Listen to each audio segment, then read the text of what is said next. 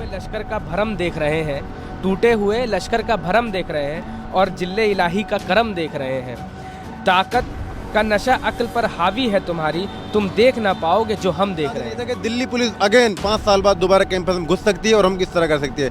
मैं सोया हुआ था, मतलब एक्चुअली कोशिश कर रहा था, तो फजर का वक्त हो रहा था तकरीबन 5:31 पर, मुझे एग्जैक्ट टाइम याद है, ठीक है। 5:31 पर अजान लग रही थी और मैं देखता हूँ कि सामने बहुत सारी पब्लिक खड़ी है, पब्लिक लाइक फोर्स। तो मुझे यकीन नहीं हुआ कि ऐसे कैसे हो सकता है। तो फिर मैं थोड़ा संतुष्ट हुआ, तो मैंने गौर से देखा तो पूरी तकरीबन 150 से 200 लोग थे। महिलाएं थी जामिया की जो गार्ड्स हैं, जामिया के गार्ड्स हैं, और कुछ जो दिल्ली पुलिस के नौजवान थे वो मास्क लगाए हुए थे, पूरी तरीके से यहाँ से कवर थे, ब्लैक ये पहन रखा था, और जो एक कॉस्ट्यूम होता है उनका वो था प्रॉपर तरीके से, ठीक है। उन्होंने फिर हमसे यहाँ मैंने आवाज़ लगाई सबको, फर्स्ट टाइम मैंने आवाज़ लगाई थी सबको कि कॉमरेड्स खड़े हो, हमें घेर ले गए दिल्ली पुलिस के द्वारा। लीडरशिप में भी जाएगा। बहुत बच्चे ऐसे भी हैं जो लीडरशिप में भी हैं, बहुत ऐसे हैं जो जर्नलिज्म आपकी फील्ड से भी हैं, बहुत बच्चे ऐसे हैं जो एक हिंदुस्तान की बड़ी संगठन बॉलीवुड जैसी जगहों पे भी हैं। तो हमारे माँ बाप, हमारे बच्चों के माँ बाप जो सपना देखते हैं उन सपने को पूरा करने के लिए, और यूनिवर्सिटी हमें अपराधी बता देती है। 50,000 नौकरियां दे के थोड़े सामने खड़ा जी, 50,000 नौकरियां हो गई। भगवंत मान जी की जो नई सरकार है ये नई जॉब्स देने में बहुत अव्वल है। ਮੈਨੂੰ ਇਹ ਨੌਕਰੀ ਪੂਰੀ ਮੈਰਿਟ ਦੇ ਆਧਾਰ ਤੇ ਮਿਲੀ ਹੈ, ਕੋਈ ਸਿਫਾਰਿਸ਼ ਨਹੀਂ ਹੋਈ, ਕੰਮ ਪੂਰੇ ਪਾਰਦਰਸ਼ੀ ਢੰਗ ਦੇ ਨਾਲ ਹੋਇਆ। ਪੰਜਾਬ ਸਰਕਾਰ ਦਾ ਬਹੁਤ ਧੰਨਵਾਦ ਕਰਦਾ ਜਿਨ੍ਹਾਂ ਨੇ ਸਾਨੂੰ ਓਪਰਚੁਨਿਟੀ ਲਿਆ ਕੇ ਦਿੱਤੀ, ਮਕੈਨੀਕਲ ਇੰजीनियर्स ਨੂੰ ਵੀ रिक्रूट किया। अब तक 50,000 से अधिक सरकारी नौकरियां युवाओं को प्रदान की जा चुकी हैं। ये है नया पंजाब, ये है रंगला पंजाब। पल पल न्यूज़ से मैं हूँ आपके साथ नदीम अकरम, और मुस्कुराइए कि आप उत्तर प्रदेश में हैं। माफ़ कीजिएगा, उत्तर प्रदेश नहीं बल्कि हम जामिया में हैं, और जामिया में जिस तरीके से आज एक लिस्ट सोशल मीडिया पर और मीडिया में चर्चा का केंद्र बनी हुई है, वो लिस्ट आप इस स्क्रीन पर साफ तौर पर देख पा रहे हैं कि छात्रों के नामों को आज यूनिवर्सिटी के हर चौक चौराहे पर लगाया गया, मेन गेट पर लगाया गया, और ये ऐसे दिखाया गया है कि बहुत बड़ा अपराध जो है वो छात्रों ने कर दिया हो, क्योंकि ऐसी लिस्ट जो है हम अक्सर देखते हैं कि बड़े बड़े अपराधियों के लिए लगाई जाती है, उनके नाम को लगाया जाता है। पर इस लिस्ट में दोस्तों खासियत ये थी कि लड़कियों के नंबर तक इस लिस्ट में जारी किए गए यूनिवर्सिटी की तरफ से, और इसी लिस्ट में एक नाम हमारे साथ में शामिल है, वो शख्स भी हमारे साथ मौजूद है, और मैं ये जानने की कोशिश करूंगा कि बीते कुछ दिनों से लगातार मीडिया ट्रायल भी चल रहा है कि जामिया में बवाल हुआ, छात्रों ने तोड़फोड़ की, बड़ा हंगामा मचाया, पुलिस ने आधी रात में आकर के उन छात्रों को उठाया। मैं आपसे जानना चाहूँगा कि आज ये लिस्ट आप लोगों की लगाई गई, क्या पूरा ये मामला था आप लोगों का? मेरा नाम हजरत परवाना है, मैं MSWAM जामिया का प्रेसिडेंट हूँ। इस लिस्ट का रीज़न ये है कि हमने यहाँ पे 16 दिसंबर को प्रोटेस्ट किया था। एक्चुअली होना चाहिए था 15 दिसंबर को, लेकिन हम परमिशन लेने के लिए प्रोक्टर ऑफिस गए थे और उन्होंने परमिशन ना देकर 15 दिसंबर को कैंपस ही बंद कर दिया। तो वो फिर लोगों ने 16 दिसंबर को उसको ऑर्गेनाइज किया, और जो जो वक्ता थे उन सबको 100 कोस नोटिस थमा दिए गए। हमने 100 कोस नोटिस का जवाब भी दिया, लेकिन वो सेटिस्फाई नहीं हो पाए, और फिर उन्होंने उन वक्ताओं के ऊपर DC बिठा दी, और DC बिठाने के बावजूद उनको सस्पेंड करने का प्लान था इनका। तो ये जो लिस्ट का ये मादा है, ये लिस्ट एक्चुअली ये हमारी प्राइवेसी है, जो हमारी जो बातें सिर्फ हमें पता है या सिर्फ कैंपस को पता है, वो चीज़ें ये हैं। और ये चीज़ें कल जब हमें दिल्ली पुलिस ने डिटेन किया था सुबह 5 बजे 5:30 बजे, तो तब हमें वहाँ मजबूरन वो दबाव में आकर जैसे भी उनको हमें वो डिटेल शेयर करनी पड़ी, और वो डिटेल शेयर करने के बाद वो डिटेल शेयर जामिया ने अपने जो एडमिशन से उससे मैच करी। उसके बाद जो हमारे नाम यहाँ पे निकाले गए वो आप सबके सामने, हमारी डिटेल, हम कहाँ से हैं, हमारे क्या करते हैं, घर वाले जो भी है सब इन्होंने यहाँ पे चस्पा दिया, जो कि हमारे लिए कहीं की खतरा का केंद्र बना हुआ है। कल को अगर हमारे साथ कुछ भी होता है, मॉब लिंचिंग वगैरह या टैग हंटिंग वगैरह कुछ भी होता है, तो उसके लिए पूरी तरह से जामिया एडमिशन पूरी तरह जिम्मेदार है, क्योंकि ये इनको ये राइट नहीं है कि आप किसी की भी डिटेल इस तरह आप शेयर करो और आप यहाँ पे बाउंड्री पे गेट्स पर आप ये चस्पा दो। क्योंकि 15 दिसंबर दर्शकों को मैं बताना चाहूँगा, क्योंकि कल 15 दिसंबर है, ठीक 5 साल पहले जामिया में किस तरीके से लाइब्रेरी के अंदर घुस करके वो मारपीट की गई, लाठीचार्ज किया गया। छात्रों की उन तस्वीरों को मैंने लाइव के जरिए भी आप लोगों को सामने दिखाने की कोशिश की थी। क्या ये उसी मामले में आप लोग प्रोटेस्ट कर रहे थे जो जुल्म ज्यादती 5 साल पहले हुई थी? जी जी जी, उसी मामले में कर रहे थे। एक्चुअली हुआ क्या था, जब दिल्ली पुलिस 15 दिसंबर को कैंपस के अंदर घुसी और उसने लाठीचार्ज मारपीट की बच्चों के साथ में, जो अनकॉन्स्टिट्यूशनल था, उसको हम ये चाहते हैं कि उसको दुनिया भूले नहीं, क्योंकि मुस्लिम इदारे में इतनी बड़ी चीज़ होना दिल्ली पुलिस के द्वारा, जो उसका कोई राइट नहीं है, तो हम ये चाहते हैं कि वो चीज़ लोग सदियों तक याद रखें, क्योंकि बहुत ही घिनौना वो हुआ था और जो इसमें जुल्म हुआ था हम उसको भूलना नहीं चाहते, इसलिए हमने वो प्रोटेस्ट ऑर्गेनाइज किया था। वो प्रोटेस्ट ऑर्गेनाइज किया था, पीछे आपकी कुछ झड़प भी हुई थी गार्ड्स वगैरह से, कुछ स्टूडेंट्स के ऊपर उन्होंने हमला भी किया था, वो गार्ड्स भी अब सस्पेंड हो चुके हैं। पर इस बीच हम लोग लगातार देख रहे हैं कि मीडिया ट्रायल चला गया मेन स्ट्रीम मीडिया में कि छात्रों ने घुस करके कैंटीन बंद करवा दी, कैंटीन में घुस करके तोड़फोड़ की, कुछ सीसीटीवी फुटेज ऐसे कोई सामने नहीं आए छात्रों के। क्या पूरा ये मामला था आखिरकार?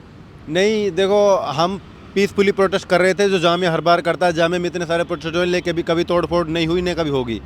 तो हमने कोई कैंटीन वगैरह बंद नहीं करे, हम पर्टिकुलर एक स्पेस में थे जहाँ पे हम अपना प्रोटेस्ट ऑर्गेनाइज कर रहे थे। एडमिनिस्ट्रेशन क्या चाहता था और ख़ासकर प्रोक्टर और वीसी साहब क्या चाहते थे कि यहाँ पे कुछ ऐसा माहौल है कि जो झगड़ा क्रिएट हो बच्चों के बीच में। अब यूथ लड़ाई करेगा ही, अगर आप थोड़ा सा लालच दे देखो तो यूथ के जरिए ये चाहते हैं कि लड़ाई हो यहाँ पे, लेकिन वो शुक्र है कि जो लड़ाई थी वो प्रोटेस्ट तक नहीं पहुंची। तो इन्होंने सोचा कि हम गेट पर लड़ाई करवा के और ऐसा दिखा के उनको सस्पेंड कर देंगे और ये प्रोटेस्ट बंद करवा देंगे। इनका यही मादा था, लेकिन वो सक्सेस जिनके जो वो थे वो हो नहीं पाया। बीते 2 दिन आप लोगों ने प्रोटेस्ट भी किया और फिर आधी रात को पुलिस वाले आए, किस तरीके से आप लोगों का रवैया था, फिर कब आप लोगों को छोड़ा गया? एक्चुअली उस रात में वहीं था और अभी सबक कदर चल रही है, जैसे कि जो है, तो मैं उस टाइम मेरा नमाज़ पढ़ने का मन था कि आज फजर में नमाज़ पढ़ूँ, तो मैं सो नहीं पाया था। हुआ यह था कि हमें इस तरह अंदाज़ा नहीं था कि दिल्ली पुलिस अगेन 5 साल बाद दोबारा कैंपस में घुस सकती है और हम किस तरह कर सकती है। मैं सोया हुआ था, मतलब एक्चुअली कोशिश कर रहा था, तो फजर का वक्त हो रहा था तकरीबन 5:31 पर, मुझे एग्जैक्ट टाइम याद है, ठीक है। 5:31 पर अजान लग रही थी और मैं देखता हूँ कि सामने बहुत सारी पब्लिक खड़ी है, पब्लिक लाइक फोर्स। तो मुझे यकीन नहीं हुआ कि ऐसे कैसे हो सकता है। तो फिर मैं थोड़ा संतुष्ट हुआ, तो मैंने गौर से देखा तो पूरी तकरीबन 150 से 200 लोग थे। महिलाएं थी जामिया की जो गार्ड्स हैं, जामिया के गार्ड्स हैं, और कुछ जो दिल्ली पुलिस के नौजवान थे वो मास्क लगाए हुए थे, पूरी तरीके से यहाँ से कवर थे, ब्लैक ये पहन रखा था, और जो एक कॉस्ट्यूम होता है उनका वो था प्रॉपर तरीके से, ठीक है। उन्होंने फिर हमसे यहाँ मैंने आवाज़ लगाई सबको, फर्स्ट टाइम मैंने आवाज़ लगाई थी सबको कि कॉमरेड्स खड़े हो, हमें घेर ले गए दिल्ली पुलिस के द्वारा, ठीक है। उसके बाद जिस तरीके से उन लोगों ने हमें घसीटा और हमें माँ बहन की भद्दी गालियाँ दी, वो हमें ऐसे उठा के लाए मानो हम कुछ जानवर हों, और हमको ला के हमारे मोबाइल वगैरह सारे छीन ले गए थे और हमें डिटेन करके अलग अलग थानों में हमें ले जाया गया था। मुझको एक्चुअली पानीपत बवाना थाने ले जाया गया था, जहाँ से मुझे सुबह 5:30 बजे ले जाया गया था और तकरीबन 6 बजे मुझे शाम को वहाँ छोड़ गया था। और लोगों को अलग अलग थानों में ले जाया गया था, ना हमें किसी से कॉन्टेक्ट करने दिया गया, ना किसी से बात होने दी। आप ये समझो बिल्कुल हम उसको क्या बोलते हैं, किडनैपिंग थी एक प्रॉपर तरीके से, वो आप उसे ये किडनैपिंग कह सकते हैं। इस तरह हमारे साथ व्यवहार हुआ।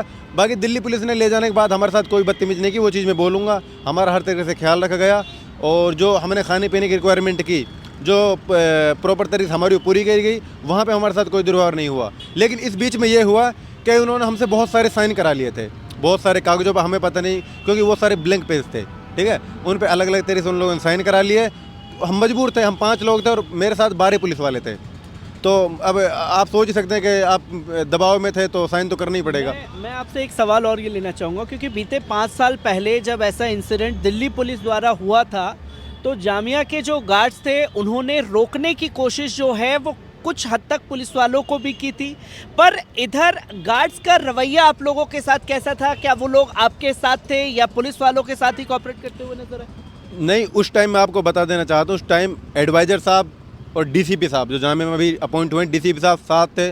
साहब मुस्कुराते, गार्ड का जो हेड है, जो गार्ड्स को यहाँ रन करता है, आर्मी वाले गार्ड्स को, वो साथ था, हम सबको जानते हैं।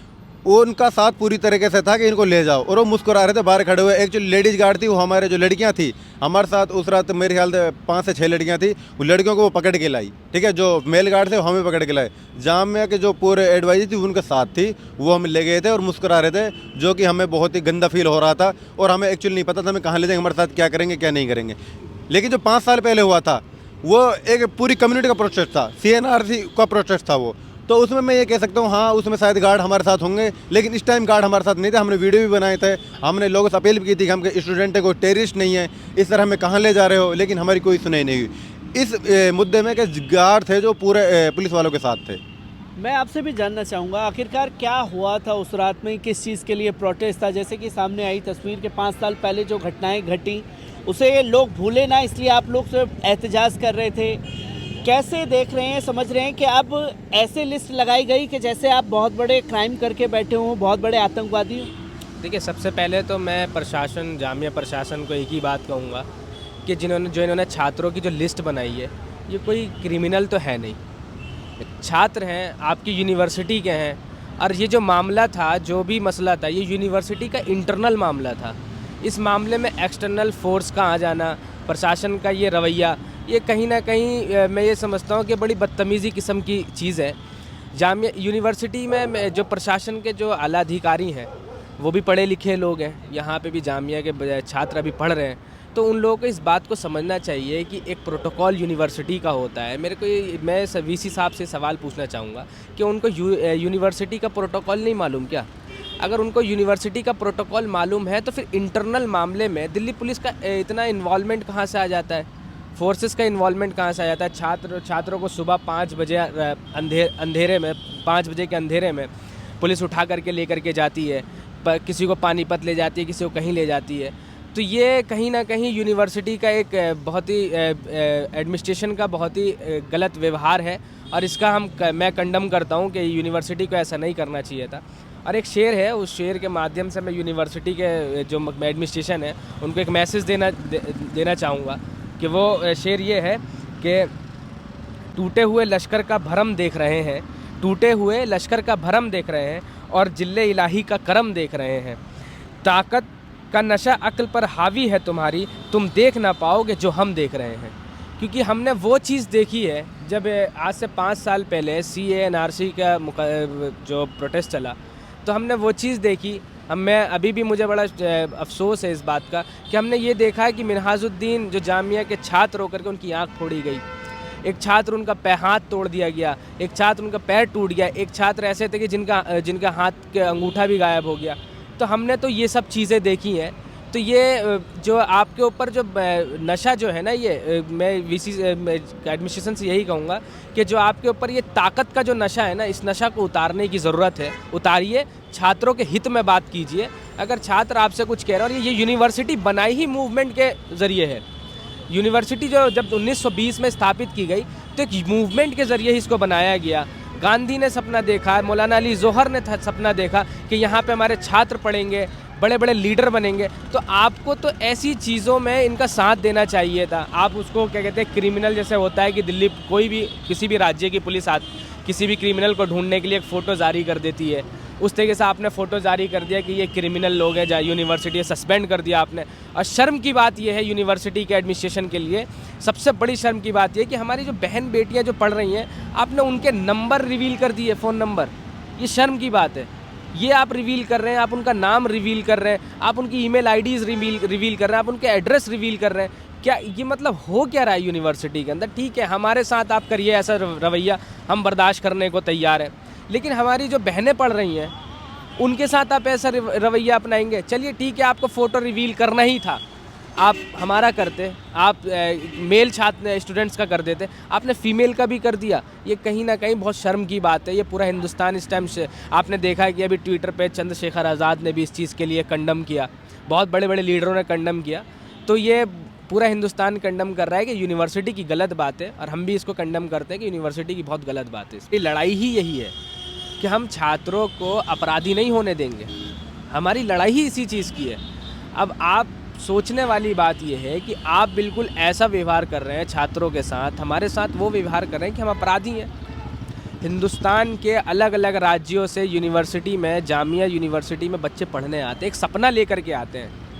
उनके माँ बाप सपना देखते हैं कि हमारा बच्चा पढ़ेगा, आगे बढ़ेगा, हिंदुस्तान की लीडरशिप में भी जाएगा। बहुत बच्चे ऐसे भी हैं जो लीडरशिप में भी हैं, बहुत ऐसे हैं जो जर्नलिज़म आपकी फील्ड से भी हैं, बहुत बच्चे ऐसे हैं जो एक हिंदुस्तान की बड़ी संगठन बॉलीवुड जैसी जगहों पे भी हैं।